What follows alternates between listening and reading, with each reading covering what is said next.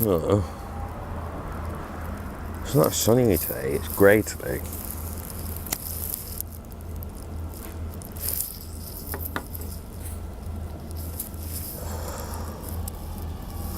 But at least I've got me a cup of tea.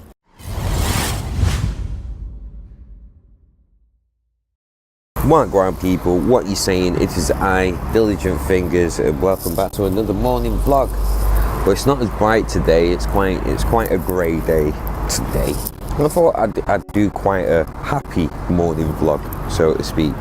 So what I'm going to talk about this morning is, have you seen everything that has been happening at E3? Oh my god. Oh my days.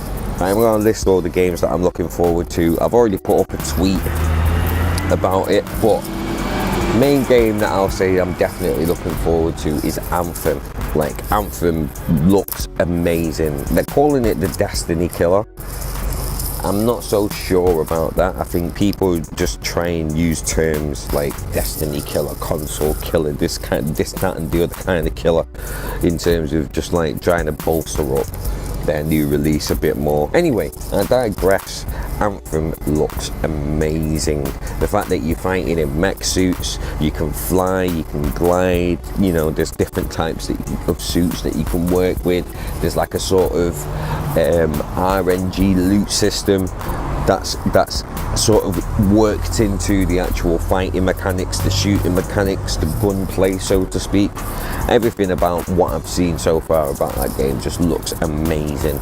Second game is Ori, and I really do need to find out what the rest of the fucking name is for this Ori and the Blind Forest sequel, but I never got to play the first one when it first came out. I'm definitely playing this one. One thing I will say, and I feel it speaks to the new generation of like sort of graphic hardware designers, you know, and manufacturers and stuff, but all the graphics on all of these games look absolutely amazing. I feel like things have just been really stepped up, and I feel like the new Ori game is a prime example of that.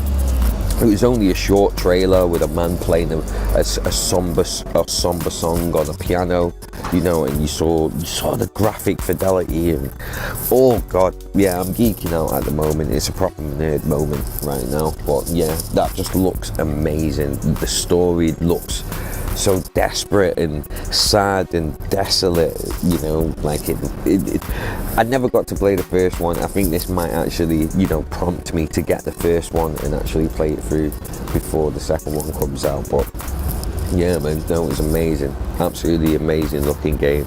And final game that I've not even had a chance to play any of the first two games or any of the games that have come out for Dragon Ball Z at the moment, but Dragon Ball Fighter Z or Dragon Ball Fighters looks 2.5D fighter game, just looks absolutely, it just looks so epic, so epic.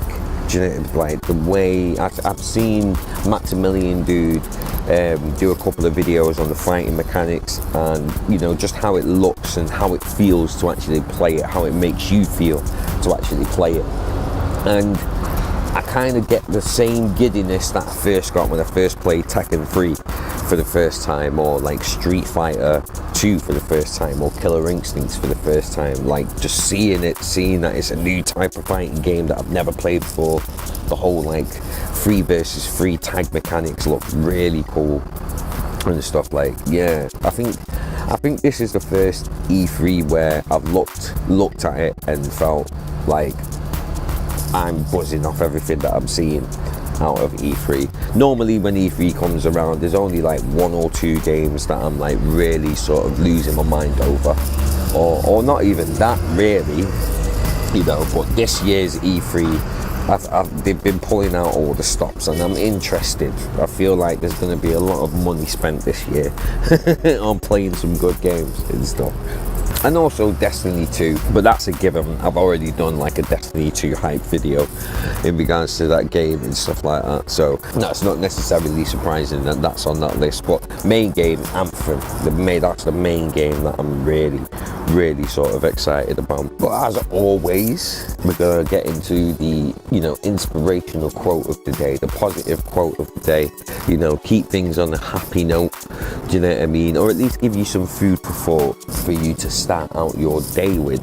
And today's quote is, I know for sure that what we dwell on is what we become. That's a quote by somebody that I actually know of by the name of Oprah Winfrey. And when I first saw this quote when I woke up this morning, I kind of looked at it in two ways. You know, in retrospect, you know what I mean, there's been a lot of time that I've spent dwelling on things, whether it's good or bad. You can look at that quote and you can see that as, you know, don't dwell on things, don't spend too much time dwelling on things, especially if it's something that causes pain, causes anger, causes animosity. Or you can flip it around and you can see that as, you know, what you choose to dwell on, what you choose to invest energy and time into will hopefully be what you become. Sometimes it is good to take a bit of time out to think about things, think things over, dwell on them a little bit.